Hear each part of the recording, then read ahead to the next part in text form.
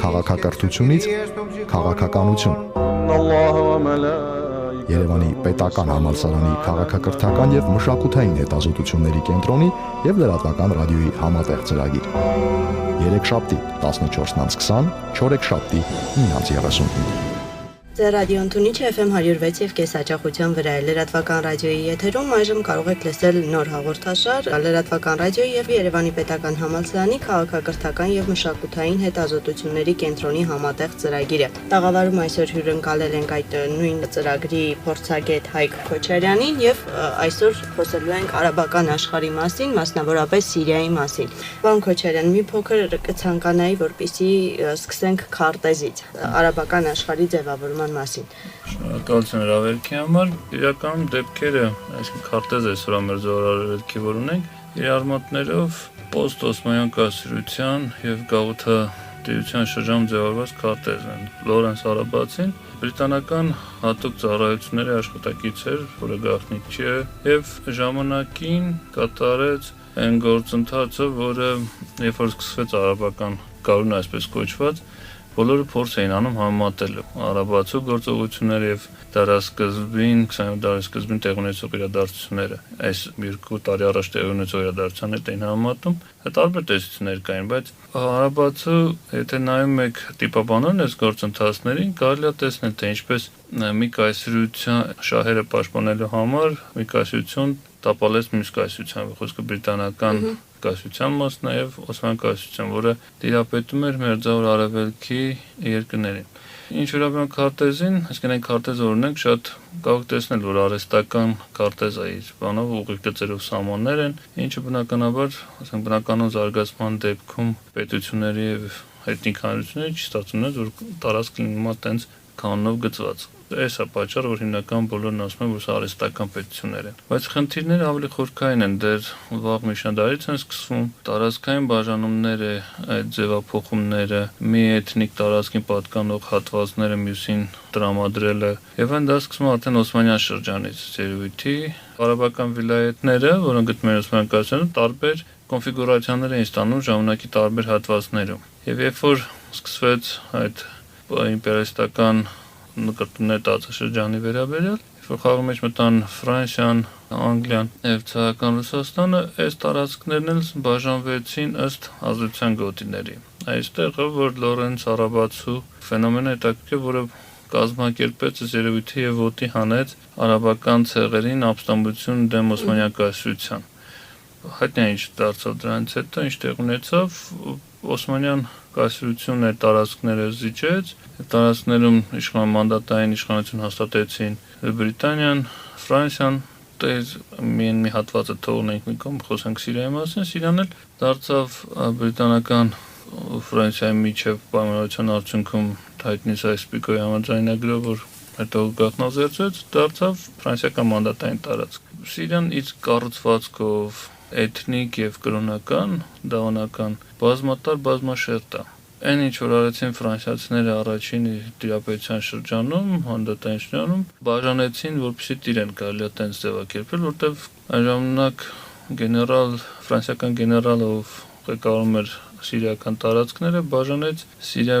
Լևանտի, ասենք Լիբանանի այսօրվա տարածքները 5 մասի, ասենք Մեծ Լիբանան, Ալավիական պետություն, Միջերկրական ծովի ծովափնյա շրջանում սիրիական, որ այսօր կա, Հալեպիդ պետություն, որը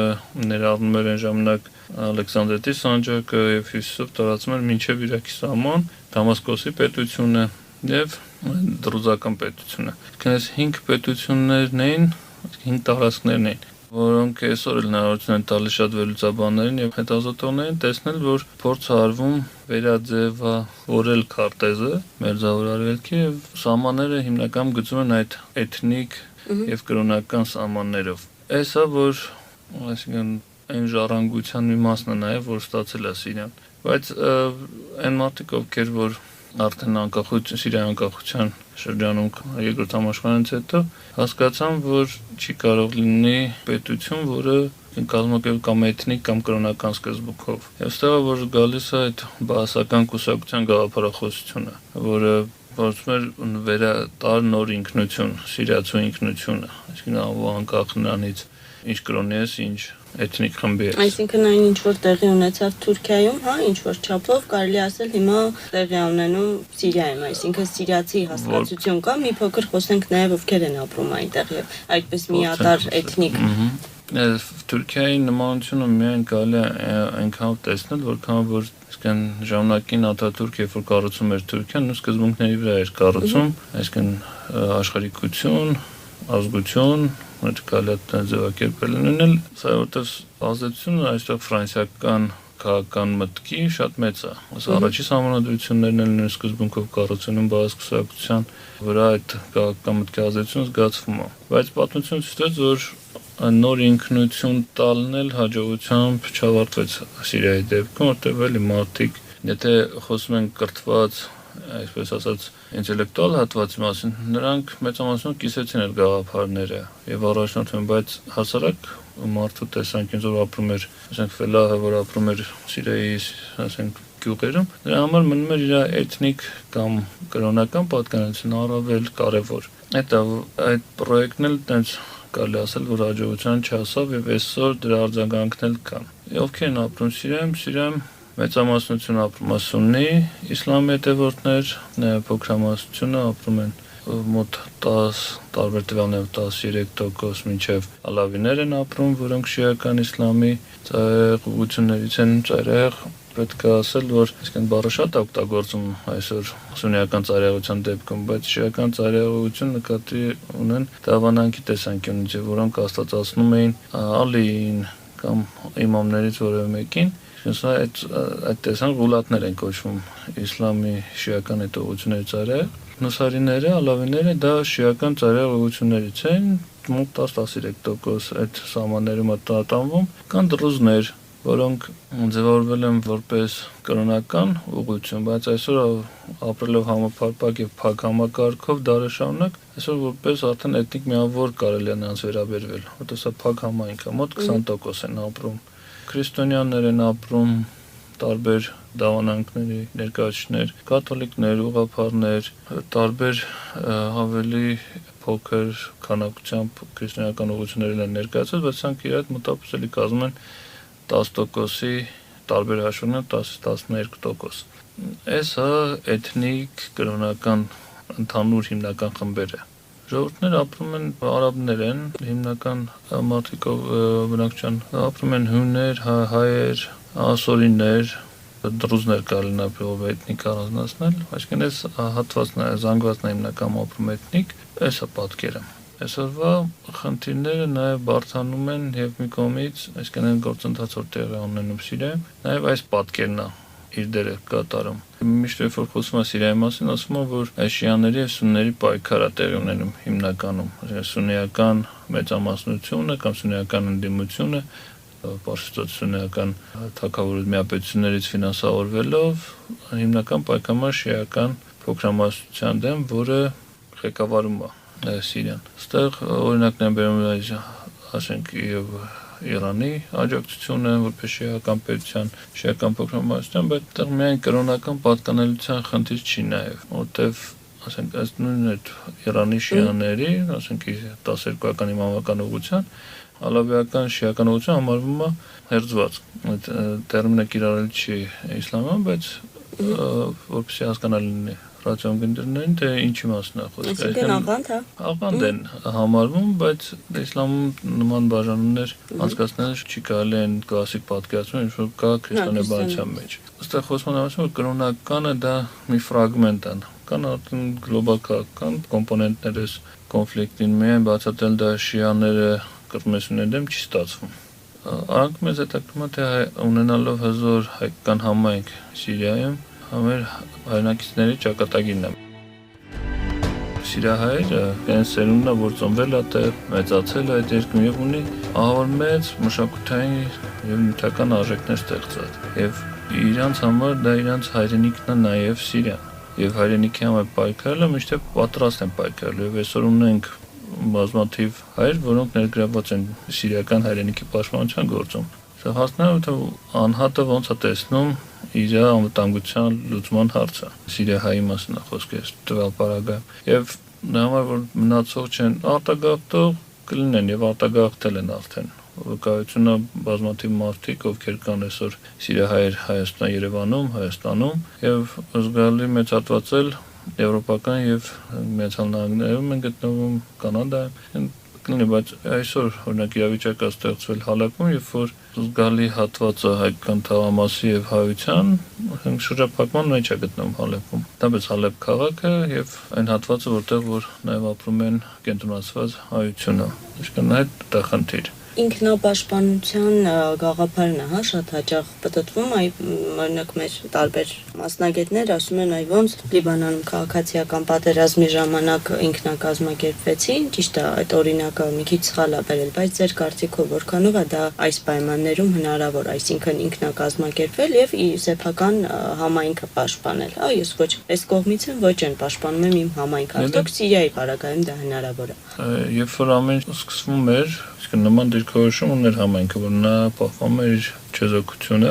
բայց այդ դեպքերը նման կերպ շարունակվել չեն կարող երկար եւ այսինքն պետք է համայնքն էլ կողմնորոշի ինչ դիրքորոշում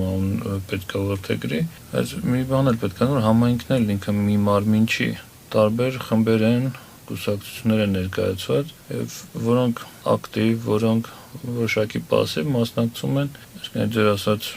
համայնքի կարիքները հոգալուն, որը սննդով է, որը ֆինանսական, որը նաև կարող է կազմակերպում են ինքնապաշտպանական որոշ գործառույթներ իրականացնում, որոնց մասին լայնամասշտաբ չի խոսում եւ այդքան էլ վստահ չի կարող տվյալներ չունենք։ Բայց նա որ այսինքն կան հայորդիներ, որոնք մասնակցում են սիրիական բանակի կազմում, ռազմական գործողություններին կան եւ դրա վկայություններն են հայ զինվորները, որոնք զոհվեցին այս մարտերի ընթացքում դիմության հետ։ Բնականաբար այսօր Սիրիայի վիճակը այնպեսին է, որ այդ ինքնապաշտպանությունը արդեն հարկադրված պայման է, որտեղ պետք է չթողես, որպեսզի այդ ընդդիմադիր հատվածը ռազմական դիմության մասին խոսքը հայտնվի քո թաղամասում։ Հակառակ դեպքում, երբ որ հայտնում են քո բնակավայրում, կապ չունի հայկական է, ինչական է, ամենապես գործի է դրվում այն, որ նրանք կարող են շատ վայրա գտնվել եւ կրոնական հիմքի վրա սրիկ քաշել որոշակի կառույց։ Մարդկանց հակառակ բանակցության, ասենք իշխանության կողմից էլ տեղանում տվյալ տարածքի անխնա ոչնչացումը կարելի ասել։ Եթե ուշադիր նայեք ռազմական գործողությունների քարտեզը, որտեղ որ մտել են անդիմադիրները կամ զինված ապստամբությունը, այդ տարածքները այսօր գրեթե պիտանի չեն բնակության։ Սա էլ իր արդեն որոշակի քաղաքականություն է, որը վարում է իշխանությունները, այսինքն որպեսզի բնակչությունն էլ որը ընտրի որ կողմը տվյալ բնակավայրի, այդ ընդունում է անդիմադիրներին, զինյալ ապստամբներին, ապա պետք է պատրաստ լինի, որ նման բան կարա լինի։ Այսա որ հուշում է, որ ինքնապաշտպանական գործողությունները անպայման կան եւ իրականացվում են։ Այս վերջին քննարկումից հետո Ռուսաստանի եւ Ամերիկայի արտգործնախարարների կարծես մինչեւ 2014 թիվը ժամանակ տվեցին Սիրիային։ Ինչ պետք է փոխի Սիրիան ըստ ձեզ։ Ըստ պայմանավորության, որոնք Ժնևում ձեռք են բերվել, պետք է սիրիական կողմը տրամադրի են իր քիմիական զենքի պահեստների եւ քանակների մասին տվյալները։ Այնտեղ խիստ հայտարարություններ արվեցին, որ պետք է լինի դա շատ կարճ ժամանակում, շատ արագ, մեկ շաբաթ էր նշվում, որից հետո պետք է մինչև նոյեմբեր ամիս համապատասխան մասնագետները այցելեն ՄԱԿ-ի եւ գրանցեն այդ հզորությունները, եւ մինչև 14 թվականի կեսերը մտադրված են նախահայտ ՄԱԿ-ի կողմից ստանոց գործառույթներով ոչնչացնել այդ զենքը, որը պետք է տեղում, որը կարող է դուրս բերեն Սիրիայից արդեն, բայց այստեղ հարցը նա է, որ Ռուսաստանի եւ Միացյալ Նահանգների միջև, այսինքն բոլոր հետեւել լրատվամիջոցները բացեք նայեք միջազգային, նրանք նշում են, որ Ռուսաստանին հաջողվեց դիվանագիտական հաղթանակ տանել, այսինքն ավելացնել իր դերը, կշիռը միջազգային քաղաքականության մեջ, այստեղ կարելի է դեռ չշտապել նման եզրակացություններ անելու համար, քանի դեռ այս process-ը բավական երկար process է։ Ամեն մի վայրկյանին կարող է դա կասեցվել, կարող լինեն նոր կիրառություններ քիմիական զենքի եւ ավելի ծայրահեղ վիճակներ։ Ոստեղ պետք է հասկանալ մի բան, որ բոլոր կոնֆլիկտի մեջ ներգրաված բոլոր կողմերն էլ հասկանում են, որ լայնամասշտաբ ռազմական գործողությունները, չնայած նրանք չեն ասում, որ դա պետք է լինի այդպեսին, անգամ այդ կետային հարվածները, հասկանում սա շատ ֆինանսատար եւ ծանր գործն դա չհաշված դրա մարդկային ռեսուրսները եւ մարդկային ճակատագրերի ողբերգությունները։ Այս է հիմնական պատճառը, որ բոլորն էլ կողմ են դիվանագիտական հարցի լուծմանը։ Հիմնական պատճառն է, երկրորդ պատճառը, որ հասկանում են, որ այս մերձավոր արևելքում Սիրիայի պետության պարագայում, երբ որ ռազմական գործողություն սկսել, այստեղ խնդիրը առաջանալու, այսինքն չկա ալտերնատիվ ուժ, որը կարա ստանձնի Սիրիայի ղեկավարումը։ Այսինքն վերացնելով գործող իշխանությունը պրակտիկորեն այս տարածքները վերածում են քաոսի են վերածում եւ անօրեն տարածքների։